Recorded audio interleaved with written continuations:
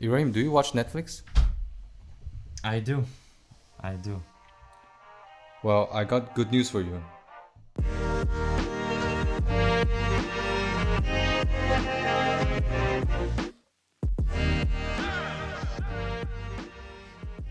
Netflix is one of those things that is really popular, but also Mm-hmm.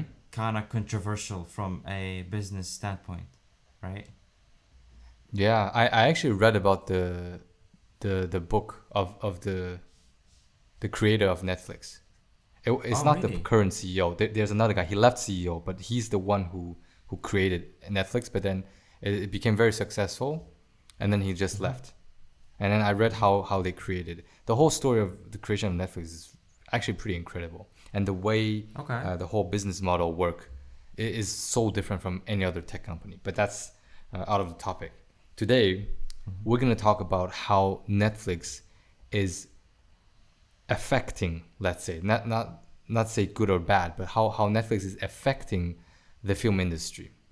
Okay, and Mm-hmm. there's actually a lot of uh, yeah, there's two sides, mainly two sides, and I wonder which side you're on. Okay, so let me explain Yeah. both sides first, and then we'll see which one you're gonna stand with. Okay, Yeah. the answer uh, you might think differently after I explain it. Okay, so um, there are filmmakers such as Christopher Nolan, um, Steven Spielberg, okay, Mm-hmm. Quentin Tarantino. These people Mm-hmm.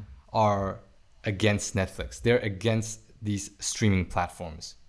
And if I recall, people like Quentin Tarantino, he's even Mm-hmm. more extreme. Not like in a bad way, but he enjoys the very vintage, not vintage, Basic, but basic this form of OG. filmmaking, right?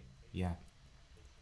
Yeah, the original, like he loved the idea of wearing a suit to go watch a movie. For him, watching a Mm-hmm. movie is that serious, you know. He doesn't even like how the movies are today. You know, forget about Netflix. Like even movies Mm-hmm. today, he didn't like the idea that we just wear PJ and you know people just wear normal clothes and go watch Chill movies. out and watch it. Yeah. So um, yeah, and Christopher Nolan, he was against it as far as I remember.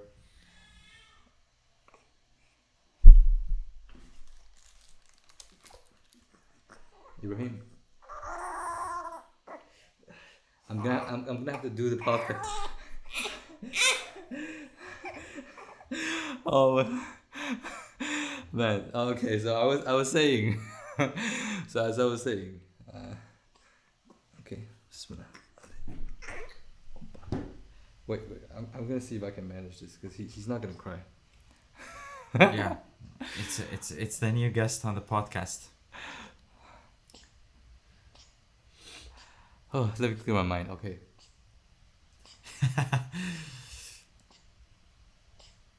Okay. I'll just cut in. Okay, directly.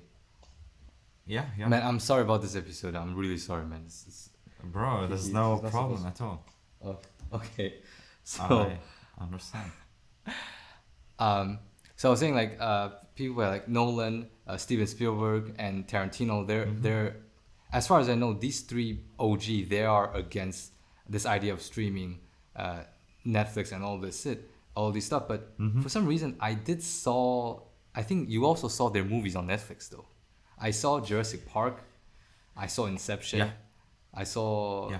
like Django Unchained. These are all on these streaming platforms, but I think they might not have the copyright. That's why like maybe the distribution company owns it. That's why they don't have a say in whether or not Hmm. their movies are gonna be uploaded on Netflix. So I'm not sure about that. Mm-hmm. Have you seen their movie on Mm-hmm. Netflix? I've watched a couple of classics on Netflix like what was it called? Fight Club. Some of those Oh classics. yeah, yeah, Yeah. huh. Um, I can't recall some of them. The Shining and as well the what Oh, was these ones, the yeah, yeah huh. yeah. I've watched some like Lost in Translation. Okay, I've watched some of the so classics the on Netflix. Yeah. mm-hmm. the so these classic filmmakers, they are against the idea of streaming service, but there are another group of people, as I said earlier, that they're not really supporting, to be honest, but Yeah. they do like the benefit of what Netflix gave them. So you see, these people, they're against Netflix, but then Netflix came to them and then say, hey, whatever these these old distribution companies, these big production companies like such as Warner Bros. Or Disney, what they don't give you, we're gonna give it to you. And so if you come and join us and let us stream your you shoot for films for us, we're gonna give you what you want. And that's why they came. So it's not necessarily means that they support the idea of streaming service, but they really want to shoot what they want to shoot. That's why they support it. So you saw Martin Scorsese. He shoot the he shot The Irishman, which only like is exclusively on Netflix as far as I know.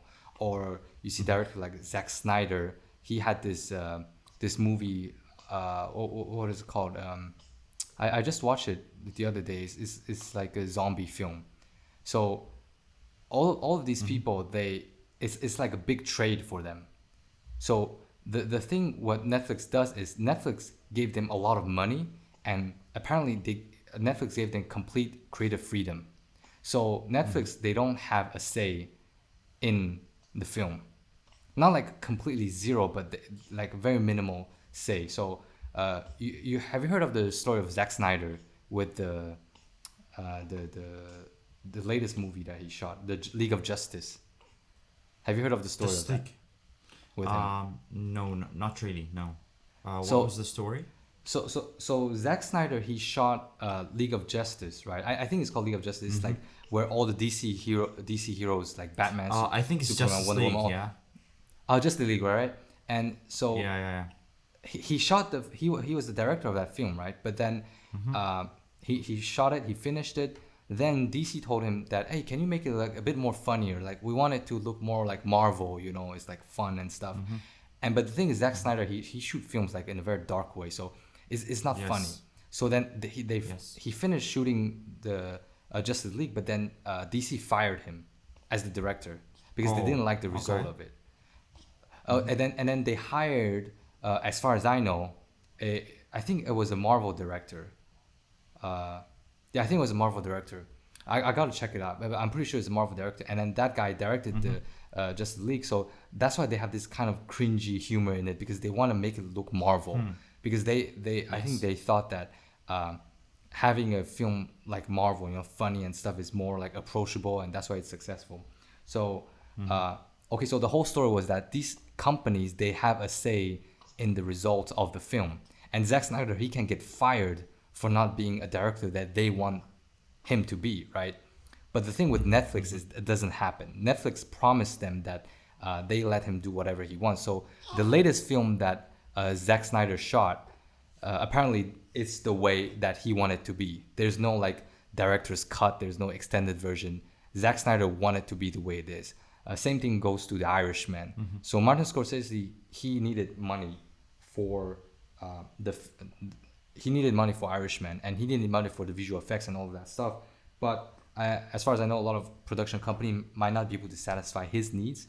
That's why Netflix came in, and so Netflix just came in and said, we give you whatever you want, and you work with us. So as I said, it's not really like they're accepting the idea of a streaming service, but if you get to choose to shoot your perfect feature film versus just not shooting it and try to protect, thinking that you're protecting the film industry and just don't work with Netflix, which one would you choose?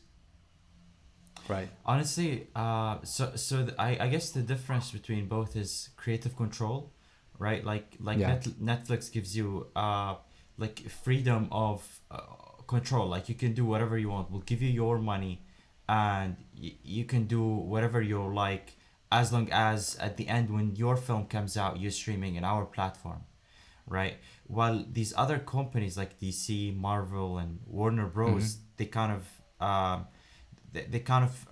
put their hands in what these directors are creating, right?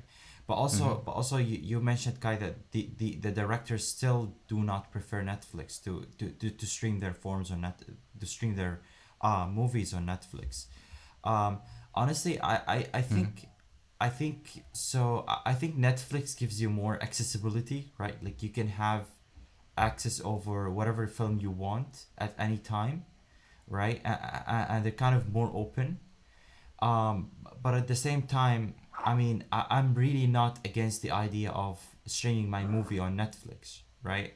I get where these directors are coming from, is that cinema, they want their movies to have a kind of volume and energy, right? Because when you have a certain film that is really popular and that comes out in cinema and you have people standing in lines to watch the movie, then it's the movie has more energy. It feels like your effort has been paid off more than if your film was streamed on Netflix when people are watching, where people are watching your movies in their PJs, like you mentioned, right?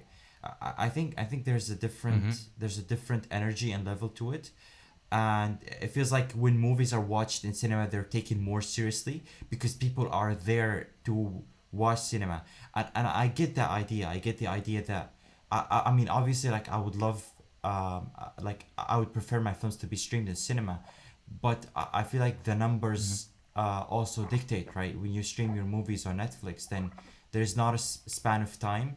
It's probably it lasts for longer time, right? And you've got people watching it like over 10 years or perhaps 20 years, right? While in cinema it gets streamed for 1 week and then it's off. But so the only difference I would say is like being serious or seriousness. Movies in cinema are taken more seriously because people are there to watch it, and they're more immersive and more engaging, right? And I get where these directors are coming from, like Christopher Nolan, Quentin Tarantino, because they've worked really hard on their movies and they want people to give them their full time and attention. And also they're hardcore filmmakers, right? Like they respect the art form and they want people to also respect the art form. Like And when I there's this stream thing my like, yeah I'm sorry. yeah So I heard that go ahead. some director, what they used to do is they go to they sneak in the movie cinema just to see the reaction of their film. Yeah, So you get yeah, to yeah, see yeah. like the live reaction, and then I heard a lot of directors, especially in my country, they do that. They want to feel that, but like you said, when you're doing streaming, you can be like, it's not serious, right? If you're in your house, so it's very Yes, comfortable, yes, and plus like the intimacy kind of like, although everyone's just yes. watching the screen, but you just feel like there's a different Yeah, intimacy I think towards that's the right between word, you and film, intimacy. right? Yeah, yeah, Huh? yeah, yeah, yeah. Huh? Yeah, it's more It's immersive. like you It's lose the you magic of kind it. of yeah, yeah, yeah, yeah. Yeah. But I don't know, Kai. Like this goes back also to the to what we're living right now. Like everything is so accessible that it's kind of losing. Everything is losing its magic. Not just cinema. You have everything on the tip of your fingers, right? So you can pull out any movie, any game, and everything. And these things start to lose their energy. And I guess the idea of rarity, this comes down to the idea of rarity, right? Right? Like if something is rare and it exists at a certain amount of time, then you would pay more attention to it. While nowadays our attention is kind of scattered all over the place because we have everything accessible to us, right? And I kind of get where these filmmakers are coming from, which is fighting this idea of attention, right? Like they want their work um, to be rewarded by full attention from the audience, right? And I think Yeah. that's a good point, but also at the same time, cinema doesn't allow everyone to be a part of it, right? Like not everyone can stream their movies on cinema, right? But a lot of filmmakers and young filmmakers have been able to post their movies on Netflix and be able to and their films to be exposed to a larger audience, right? And so there's a give and take Yeah. between um, both fields. But yeah, obviously, for the big guys, it's more, like you said, it's more intimate for their movies to be streamed on cinema, right?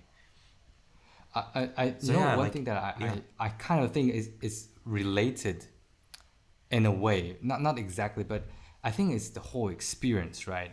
And so if you think of Mm-hmm.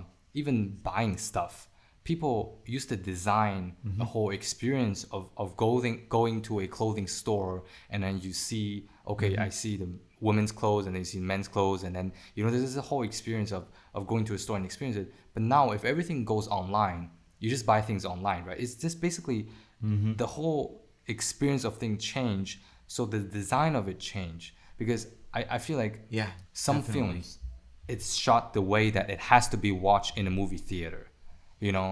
Yeah, And yeah, there for are sure. films Yeah. that you it's just meant to watch on your bed, on like, I don't know, if I Mm-hmm. watch some rom-com, like I watch the series like The Office or something like that, I don't want to watch in a movie theater.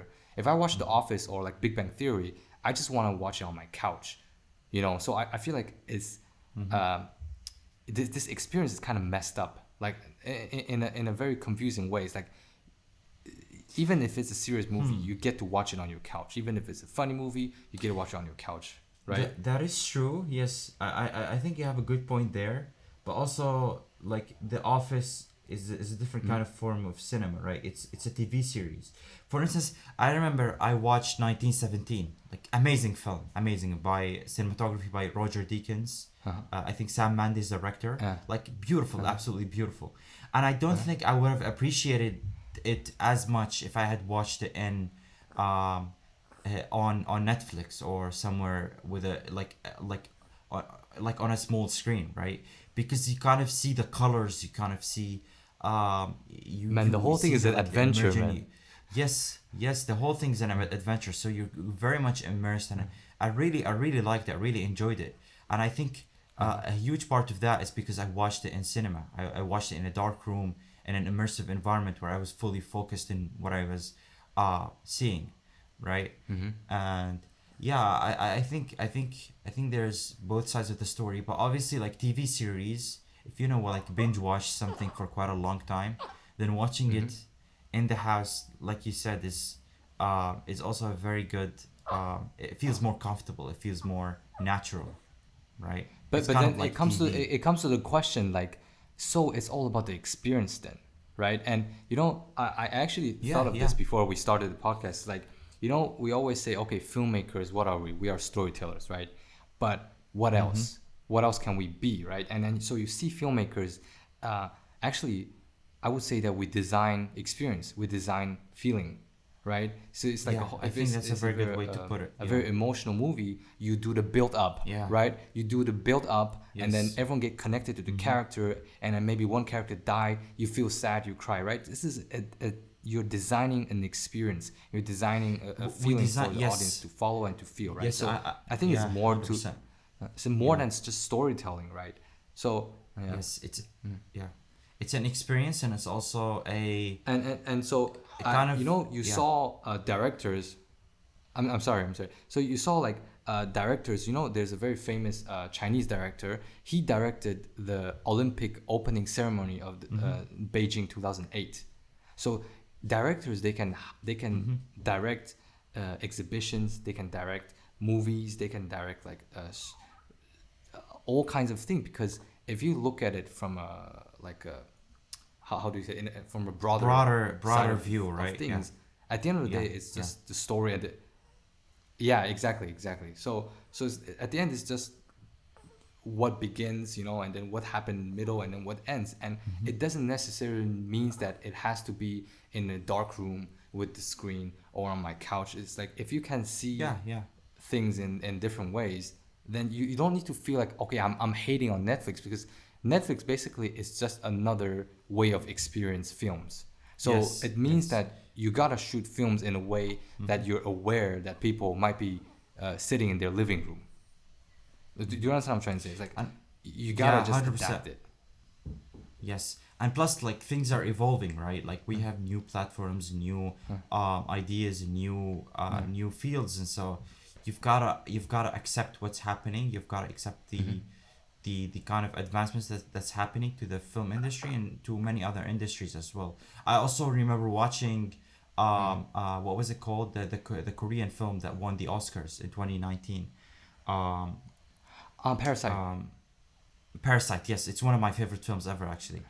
Uh, And I remember watching it at home, and I was focused on it fully. Like I really enjoyed the experience watching it, and I understood the story really well, and I got the emotion. I got what the filmmaker was trying to tell me, or what the filmmakers were trying to deliver to me, and I think that I think that I also that experience was also really nice. So it's not only cinema, it's um like yeah, like there are some movies that could work, like that work at home, right?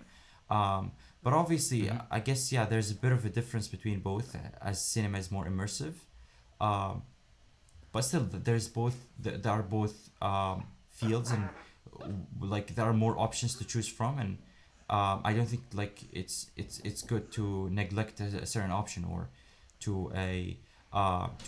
just put aside Netflix and be like, okay, um there is cinema and we only want cinema, and so yeah. Oh, by the way, I think you Yeah. said a very you said a very interesting. I'm sorry if there's any sound, because Yeah. my wife was taking my son out of the room. I was taking care of him, Yeah. and so you said a very interesting words, immersive. I think that's the key. When you're watching a film in a movie theater, it has to be immersive. That's the thing, because everything is dark. The film is the only thing you see, right? So Yeah, it's got to be 100%. immersive. But some other things, I don't know. As you said, if it's a TV series, you're not that devoted into watching it. You can pause, you can leave. Obviously, it's not preferred to pause like a series or anything. Yeah, yeah. Anyways, but the dedication is different, right? The dedication is different. If you get into a film, you don't get to leave. Okay, maybe people still go to toilet and stuff, but generally speaking, you just gotta sit there for 2.5 hours and just watch the whole thing Yeah, in a 100%. dark room, and that's the only thing you see. Yeah. Right.